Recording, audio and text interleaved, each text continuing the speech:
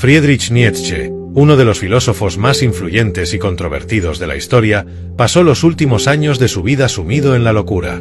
Sin embargo, la aparición de una misteriosa carta poco antes de su colapso mental ha dejado a muchos preguntándose, ¿fue esta carta un último acto de lucidez o un reflejo de su creciente desconexión con la realidad?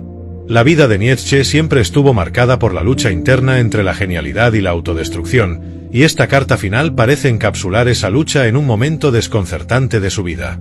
En enero de 1889, en Turín, Nietzsche escribió lo que se conoce como su última carta. Fue dirigida a su amigo Jacob Burckhardt, un historiador suizo, y fue firmada como el crucificado.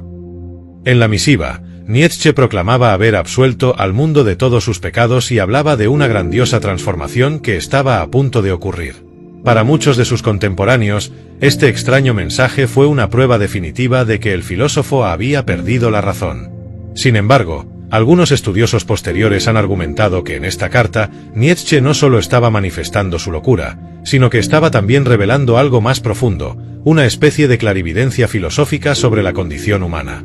El 3 de enero de 1889, Nietzsche tuvo un colapso mental después de haber sido testigo del maltrato de un caballo en las calles de Turín. Tras este incidente, fue llevado a una clínica psiquiátrica, pero antes de ser internado, escribió su última carta a Burckhardt, la cual ha sido objeto de extensas interpretaciones. En esta carta, Nietzsche expresaba con vehemencia: «No he conocido a nadie que haya sufrido más que yo, y he superado todo sufrimiento. Por lo tanto, debo perdonar a la humanidad. Y a ti, querido Burckhardt, te absuelvo de todos tus pecados. Todo el mundo está redimido». Las palabras parecían absurdas a primera vista, como las de un hombre que ya no podía distinguir la realidad de sus delirios. Pero lo más enigmático era el tono casi mesiánico de su mensaje, como si Nietzsche estuviera adoptando el papel de un Salvador, un Cristo resucitado. ¿Había perdido toda noción de la realidad o estaba canalizando, en sus últimos momentos de lucidez, una visión radical sobre la redención y la moralidad? Nietzsche había pasado años escribiendo sobre el superhombre, el individuo que trasciende los valores morales tradicionales para crear sus propios principios de vida. En su obra Así habló Zaratustra, el filósofo había anticipado un momento en que el hombre rompería con las cadenas de la moralidad cristiana para afirmar su voluntad de poder.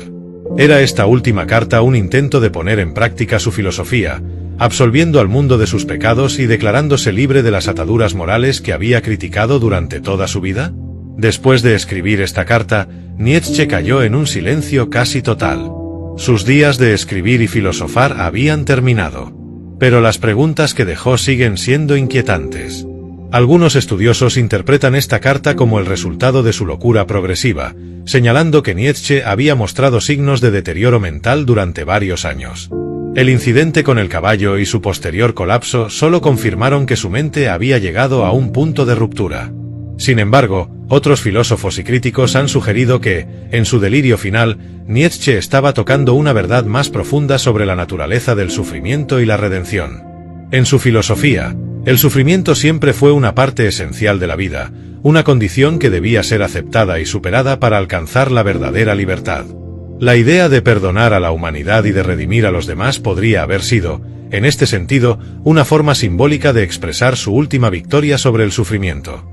En lugar de verlo simplemente como un colapso mental, algunos ven en esta carta una manifestación final del pensamiento de Nietzsche, donde el filósofo, incluso en la locura, estaba intentando liberarse por completo de las construcciones morales de la civilización. Era como si, en su propia versión de la crucifixión, Nietzsche estuviera finalmente rompiendo con todo lo que había rechazado durante su vida.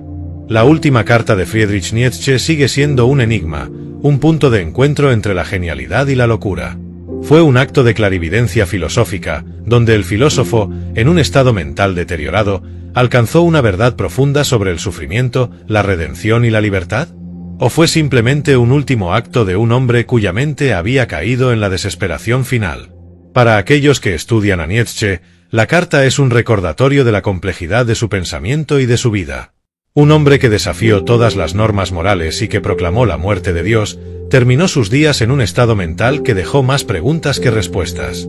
Y quizás, en el espíritu de su propia filosofía, esa falta de respuestas definitivas es, en sí misma, parte del misterio que Nietzsche siempre quiso dejar atrás.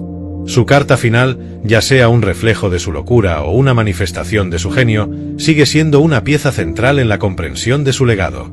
Friedrich Nietzsche, el filósofo que nos enseñó a mirar más allá de las verdades simples y a cuestionar todo, dejó un enigma que nunca será completamente resuelto. ¿Locura o clarividencia?